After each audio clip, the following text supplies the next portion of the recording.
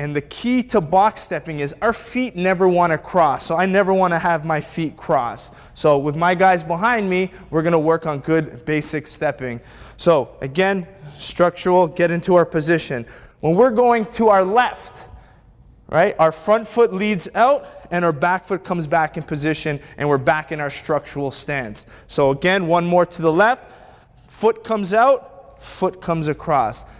Big mistake people will make is they'll go with their back foot, and at this point your feet are crossed. You're not in a position to attack. You're not strong structurally. So you always want to constantly keep that framework and structure in the stance. Now if we go to the right, right, left, right, left. Forward now, front foot, back foot. Front foot, back foot, front foot, back foot. If I go backwards, back foot comes first.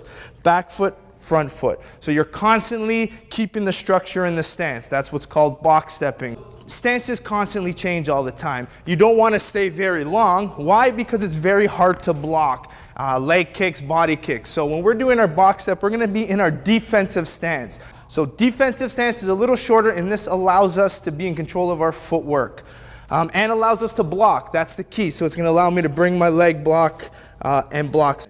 We're going to take note from a side angle how my foot position is in its length. Again, I don't want to be too long. Being too long won't allow me to block for my legs. It's harder. And it actually makes it easier for people to attack my leg, and they can hit my leg for leg kicks. So I'm going to keep a shorter stance. Weight, I'm going to say, is 50-50 in the stance. Slight weight transfer on the back. If more weight's on the back foot, it allows me to lift my leg easier. And you see a lot of Muay Thai fighters with that nice light tap on the front foot. This way they could mix in their blocks and their lead attacks and their teeps. There's 3 different ranges. I have close range, where I want to stay close to my opponent.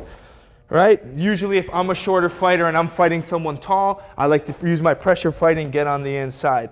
If now when we're, and that's called our close range, when we're in both ranges to punch and land, right, that's called mid-range, where we're both in attacking range. You can call it mid-range or attacking range. Then there's long range, which is I'm outside of range. This way, I'm totally outside of Troy's range, which makes me safe. I'm going to start being the pressure fighter, and I'm going to pressure fight in more of a straight line, where Troy is going to use the triangle step in the neutral stance in order to move, create angles, and evade my pressure.